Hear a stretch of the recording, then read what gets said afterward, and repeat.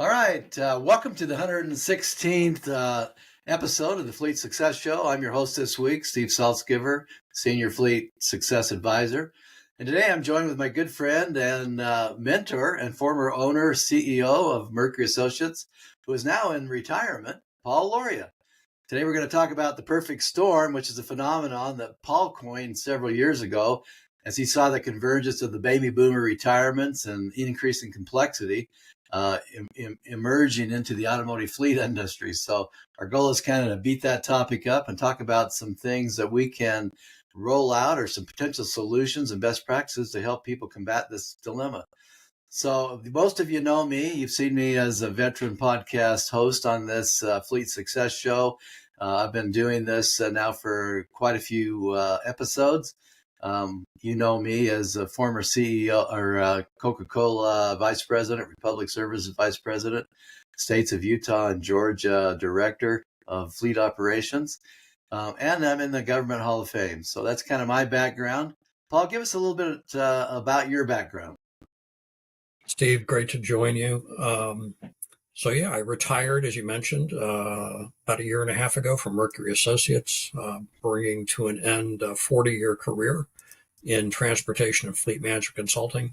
Started my career at Ernst & Winnie, which later became Ernst & Young, back in 1984 in Washington, D.C.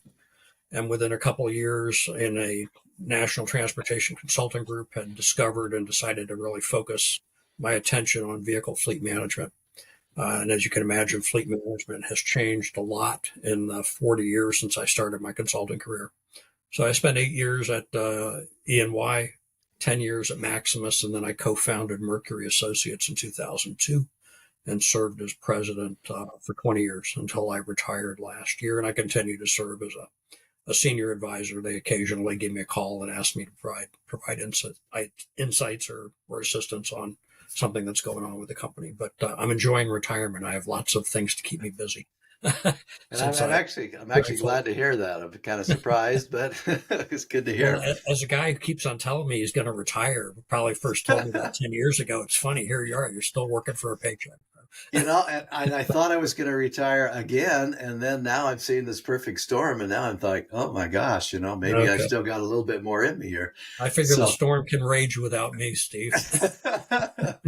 So I got other things I can spend my time on, but I'm glad to be joining. That's awesome. Well, Paul, tell us about the perfect storm. How you came up with this, and what led you to think about this.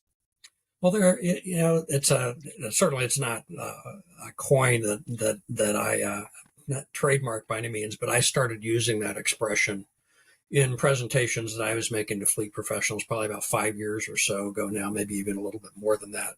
And it really refers to the convergence of three phenomena that were collectively going to create some pretty stormy weather for fleet owners and fleet professionals. So one of the three phenomena or storm fronts, if we want to overuse the metaphor, was advances in information technology. And as you can imagine, in 40 years in the fleet industry, going back to the early to mid 1980s, we've seen tremendous changes in the availability of information to help manage fleets over that period of time. When I started my consulting career, most fleet owners did not have computerized fleet records at all. Everything was paper-based. So if you can imagine trying to understand the maintenance and repair history of a vehicle or piece of equipment so that you can make a decision as to whether to invest more money in that asset when it comes into your shop. That necessitated going through what was referred to as a work order jacket, and essentially a manila file folder full of paper records, both in-house work orders and vendor invoices, and to try to reconstruct more or less on the fly a picture of the maintenance and repair history of this vehicle. And of course, things have advanced immeasurably since then. First, some larger fleet owners started implementing and utilizing character-based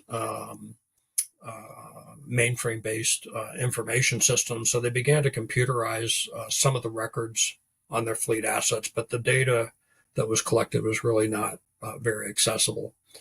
starting in the late 1990s and really in the run up to 2000, we saw a sea change in computerized fleet management information systems where a lot of fleet owners made a first time purchase of a Windows based or graphical user interface based system, or they were replacing an older mainframe based character based system. So that had a profound impact on the ability of fleet owners to actually start using computerized data to support decision making, forecasting, planning, and so forth.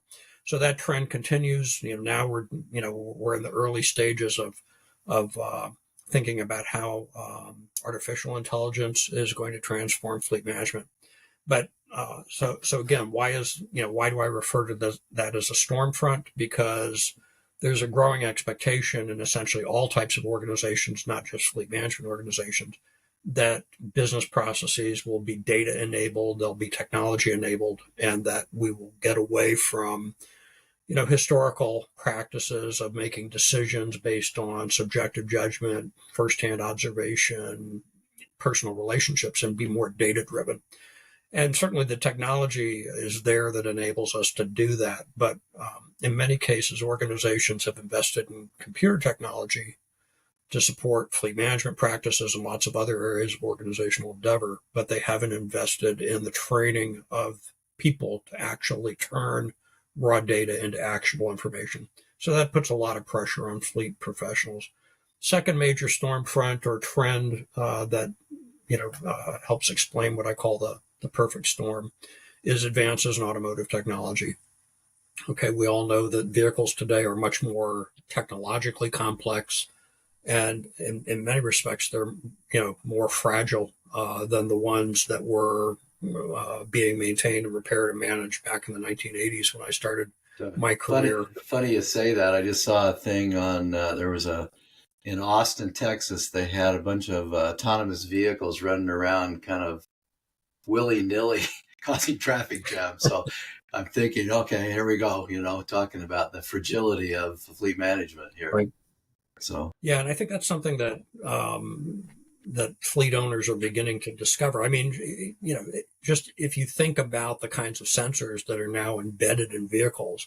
I read a story recently of I don't think this was a fleet vehicle. It was probably a privately owned vehicle, but maybe a really tricked out pickup truck that was rear-ended, and the cost of repairing it was in excess of $40,000 because of all the damage that was done to the sensors embedded in the rear of the truck, which is just mind-blowing to think about. Yeah. So these advances in technology again put a lot of pressure on fleet owners, on fleet management professionals, not only to figure out what the costs of the technology are, to figure out how to continue to maintain and repair these assets, and in many cases, a lot of smaller fleet owners literally do not have the wherewithal to continue to perform the kinds of maintenance or repair services on their own fleet assets that they, were able to perform historically because they don't have the technology, they don't have the training budgets, they don't have access to technicians that really are versed in new technology. So that's the second trend. And then the third phenomenon, and the one that I think in ways is the most concerning, but also has gotten the least amount of attention, is workforce changes. We are still in the midst of the retirement of the baby boom generation of fleet managers and fleet maintenance supervisors and fleet maintenance technicians. And, these were individuals who had a wealth of practical knowledge that they had accumulated over, several decades in the industry. And that's a huge loss. I refer to that part of the workforce change phenomenon as a brain drain. And it's not restricted to the world of fleet management. The average age of HVAC technicians in the United States is almost 60 years of age. I mean, these are the people that we rely on to maintain our heating and cooling systems in both residential and commercial buildings throughout the country. So that's pretty scary when you think about that. A lot of young people are not interested in skilled trades. Partly that's our own fault because as a country, we really pushed the benefits of a college education and for too long did not push high school students to consider technical training as opposed to a college education. And now those chickens have really come home to roost. It reminds me when I was in Chicago a few years back, we had an 82-year-old mechanic working on garbage trucks. Yeah. It was just unbelievable. I mean, you'd think by that time, somebody could retire, right? Right. But there was such a shortage of technicians now, and we still see that phenomenon going on. Yeah. Now, I mean, the continuing advances in the automotive technology are going to make that problem somewhat moot over time, because even if you've got guys working in your shop with 30 or 40 years experience under their belts, they're not going to be able to continue to maintain and repair, these new vehicles that are coming off the assembly lines these days. You, you However, might you might even if they appreciate. don't have the technical Yeah, expertise, they still have experience, incredibly valuable experience in working with vehicle operators and equipment operators, working with third-party service providers. And so while they may not know, all of the ins and outs of the technology under the hood of a new Ford F-150, they certainly have a lot of experience dealing with Ford dealerships, working with third-party service providers, and make sure that they know how to get those trucks properly maintained and repaired. To your point, you might appreciate this. I just did a presentation for APWA out in PWX, and one part of that presentation, we were showing the Tesla robots that are coming out to become mechanics now, and Yeah, that is right on the precipice. And Audi right now is actually using robots to diagnose and fix vehicles. So yeah. you talk about the technician shortage. I mean, there is going to be some stopgap coming out here soon with the AI Yeah. intelligence and all that kind of thing. Well, I mean, that's a good point. There's no question that a combination of robotics and AI will eventually transform vehicle maintenance and repair. But that's a huge transition for organizations that Yep. historically have assumed that their own employees could maintain and repair their fleet assets. And let's face it, a lot of fleet owning organizations are not the best when it comes to buying goods and services. Okay. Particularly in the public sector, because of public procurement laws and regulations, there is a lot of red tape involved in procuring services. And so while there may be a solution on the horizon to the technician shortage or the technician brain drain, there's still a price that comes with that solution, and that is organizations that historically have insourced a lot of fleet management activities are going to have to become much more skilled at outsourcing those asset management services. Yep. Yep. You talked a little bit. I remember you saying, the next recession is likely to exacerbate these challenges, and I think we're sitting here right now, probably on the precipice of that recession. So talk a little bit Yeah, about I mean, that. it's. I think that right now, from what I've read, there is an expectation that we will probably have a recession next year. And you know what happens in a recession? Replacement budgets get cut. Yep. Unfilled positions don't always get filled, and so there's always a pullback, and that just puts additional pressure on fleet management and fleet maintenance operations in particular. Another factor that you could really throw in there, or another, I guess, dimension of changes in automotive technology that we haven't talked about yet, is electrification. I mean, I think that most fleet professionals would agree that the retail adoption of EVs is proceeding more rapidly than we expected. And of course, retail adoption always precedes fleet adoption. Okay. But, shareholders, C-suite executives, elected officials start asking questions about, well, what are we doing in terms of electrification of our fleet? And, I think that electrification it's kind of a mixed blessing or a double-edged sword. On the one hand, I think that the interest in or the enthusiasm for fleet electrification provides an opportunity for fleet professionals to highlight or bring to the attention of decision makers the kinds of challenges involved in managing a fleet of vehicles that they've never had before. I mean, there's just more of a spotlight on the world of fleet and all things fleet because of electrification than has probably ever occurred in the last century. That's the good part. The bad part is that I think there's some risk for some organizations of electrification sucking a lot of oxygen out of the air and a lot of money out of fleet budgets, and really detracting attention from these other phenomena that I referred to. the need for fleet management organizations to become more skilled in actually using computerized data for decision making purposes, um, and dealing with the workforce changes. It's certainly something. I mean, we just got back from the NCSFA conference this last week, and I would say electric vehicles dominated the discussion. Same with FleetCon last month. So it's definitely in the forefront right now. And I always worry that we're kind of moving very quickly and rapidly in that space without as much thought as we need to on the infrastructure and some of the intricacies of, actually making this thing a doable solution. Sometimes we're moving a little bit faster than maybe we need to move. And I always appreciated what you used to say. Electric vehicles are a great an option, but they aren't the ubiquitous solution to everything. And there's other things that we need to be thinking about if we want to reduce our carbon footprint. Yeah. Well, what's interesting when you think about this whole EV phenomenon is, I think it's fair to say that most fleet owners have never been all that adept at strategic planning. Let's be honest. There are a lot of day-to-day demands involved in managing a fleet of vehicles, and they can easily consume all of the time and attention of fleet professionals. Makes it very hard to carve out time for any kind of strategic business planning or thinking about what the long-term uh, ramifications are of adding a lot of electric vehicles to your fleet. So again, I think it's a mixed blessing for sure. Great for the environment, and certainly there are benefits in having more electric vehicles in a fleet, but they're not a panacea, and they are going to bring their own set of longer term challenges. And we are only beginning to understand what those challenges are. And so, fleet electrification is just another element of the perfect storm that fleet professionals are going to have to be thinking about, and thinking about the consequences and the costs of electrification for many years to come.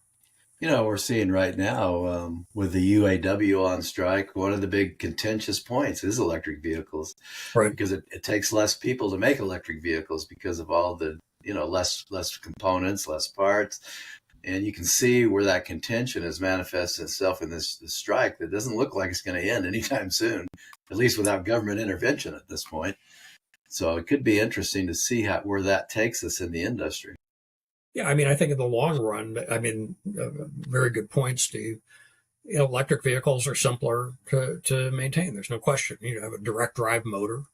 It's much easier to maintain and repair over the long term than an internal combustion engine. And that should benefit fleet owners that are struggling with these workforce changes and with the retirement of skilled technicians and so forth. But the transition, I think the transitional period is going to continue to be pretty stormy, and that transitional period is going to go on. I would think at least 10, maybe 15 years, and that's not the only,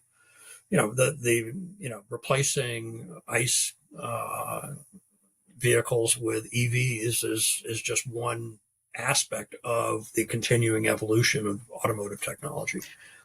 There's autonomous vehicles coming down the pike, autonomous vehicles beginning to be introduced into real world applications as we speak. So there are a lot of unknowns. Fleet management is not going to get any easier. So I concluded that I probably picked a good time to retire. Yeah, I'm actually thinking that myself. One of the things that I've been noticing, maybe it's just coincidental, I don't know, but last couple of engagements we've had consulting wise, something simple like having a preventive maintenance checklist. Organizations aren't even using those. And I'm sitting here going, well, how are you inspecting a vehicle to make sure it's safe? That to me is a routine best practice. I think back to our matrix that we used to have about 100 best practices, and that's clearly one of those elements on that, and we're having to educate people on, hey, you need to have a checklist, whether it's digital or paperless or whatever. You need to be able to have some process for that mechanic to walk around that vehicle and ensure that it's being inspected properly, and I think that goes back to the brain drain. People are just omitting this kind of things. I think that's part of it, but also I think that, it's easy to say, we need to have more training for fleet professionals, basically from apprentice mechanics on up. But it's not that simple. I mean, look, we know that there is advanced technical training from vehicle manufacturers, and there's lots of training resources for fleet managers. There's not a lot of training available for supervisors, for kind of mid-level maintenance professionals in particular. The other thing that I discovered during my consulting career is it's all well and good to say, well, you need to develop relationships with tech schools, develop a pipeline of entry-level mechanics or apprentice mechanics. You need to develop an apprenticeship program for mechanics. The reality is, if you actually talk with a lot of organizations that have tried to implement apprenticeship programs, I mean, think about it.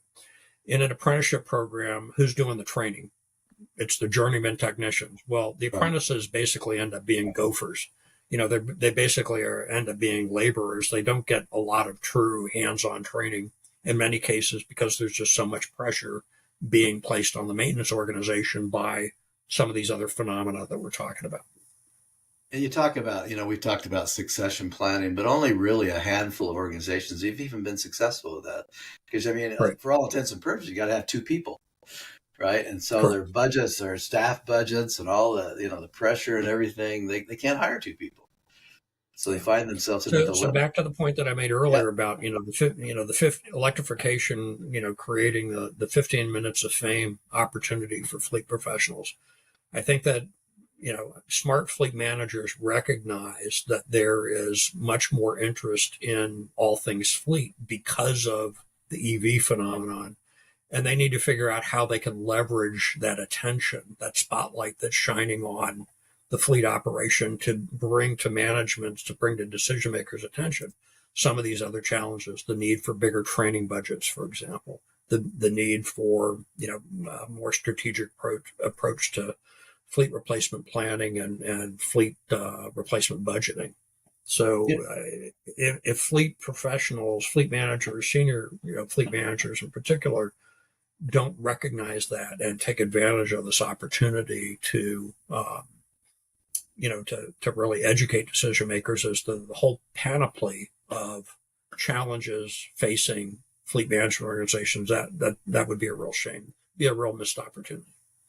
One of the things that you've always been really keen to is, it's how to rethink the conventional wisdom, where we are and where we need to be. And I know I put together a list of some of those things that you had been proselyting out there, but things like, repair versus replacement programs, things like that. And you alluded to that a little bit earlier, as we enter potentially a recession, those things tend to go on the back burner. People start keeping vehicles longer, which becomes a real inherent problem, in the fleet management industry. So talk a little bit about some of your thoughts on, rethinking conventional wisdom, along with perfect storm.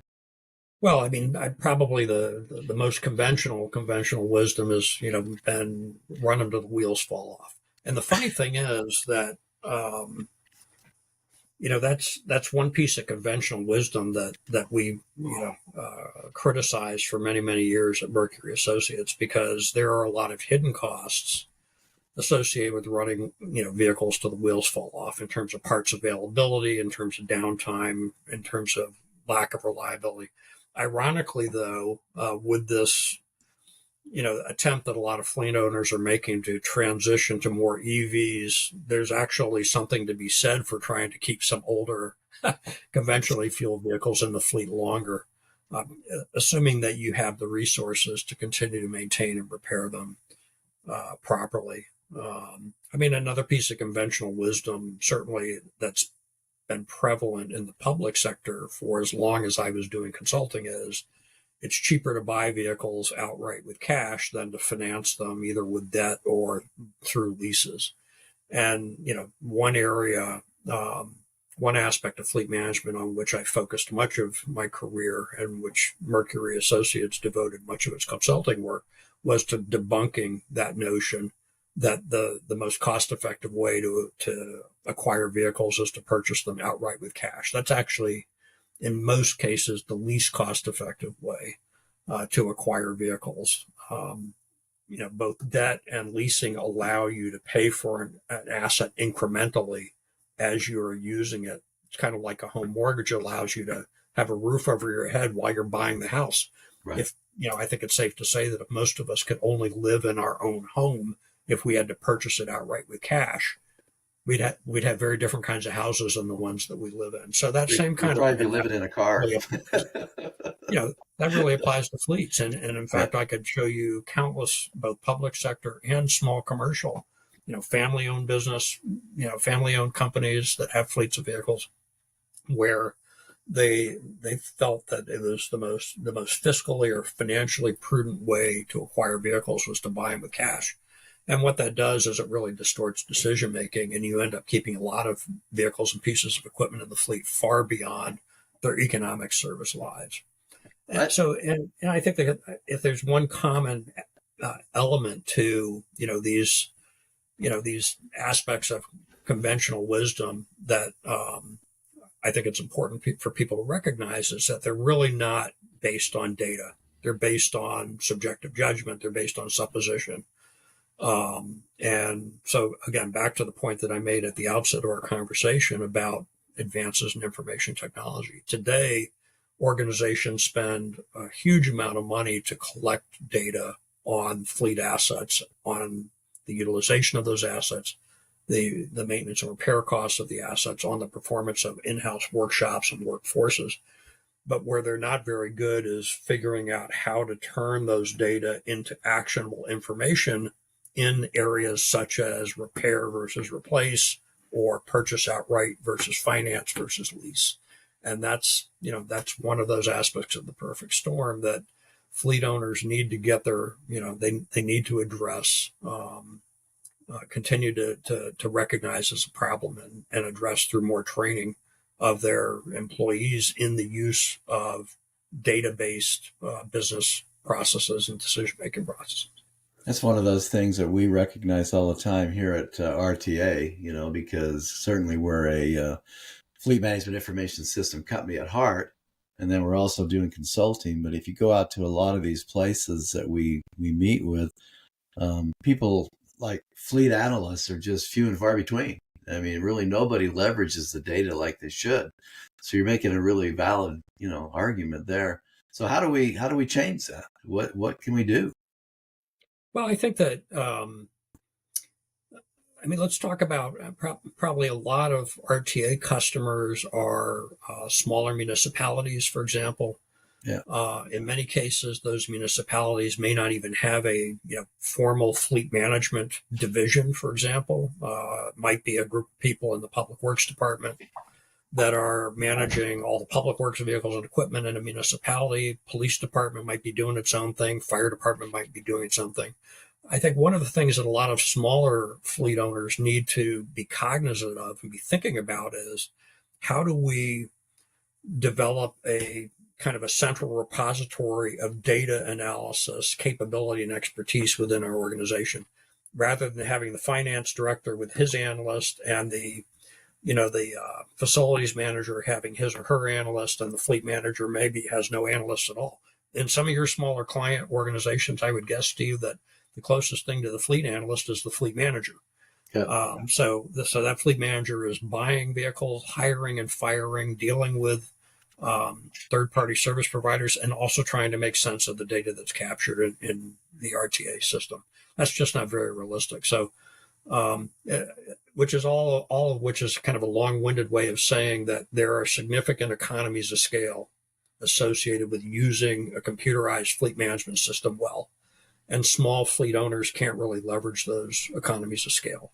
And so one of the things, that we used to recommend that they explore is there a way to consolidate responsibility for data analysis across multiple departments within an organization or within a small company, and have those analysts, so essentially the analysts have to be somewhat generalists, but be able to support both fleet related decision making, but also financial forecasting and planning and infrastructure management, and maybe HR and other things as well. One of the things that we're seeing emerging, at least on our side, is fleet analysis as a service. one of those Hmm. things where we could actually leverage those, in our fleet management information program and maybe provide that service to people that are subscribers of our SaaS program or our web program. So we're kind of moving down that direction because we see there's a gap there. So I know we're coming up to the end of the podcast, but I want any final thoughts on what you think we should be seeing out there, or any thoughts on the brain drain and all those things we talked about? Well, I think that uh, the challenges that we've been talking about that I collectively refer to as the perfect storm are not going to go away for a while. We will have we'll have peaks and valleys in the economy. Recessions come along on average about every 6 or 7 years. So we know that there's going to be one, in the not too distant future.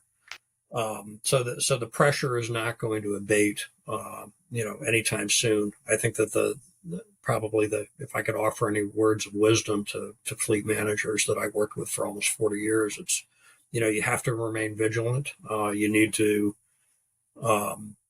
pay attention, to what you're hearing from industry associations, from product and service providers like RTA. You need to take advantage of training opportunities when they come your way. Because these challenges are going to be very difficult to surmount, and they certainly cannot. I think that for the better part of a century, a lot of fleet owners could get away with kind of muddling through because there weren't significant changes in the vehicle technology itself. You can't muddle through anymore. Muddling through is no longer an option. It was an option 40 years ago. It was an option 30 years ago. It's not an option with the vehicles that are coming off assembly lines today. Muddling through just will not cut it.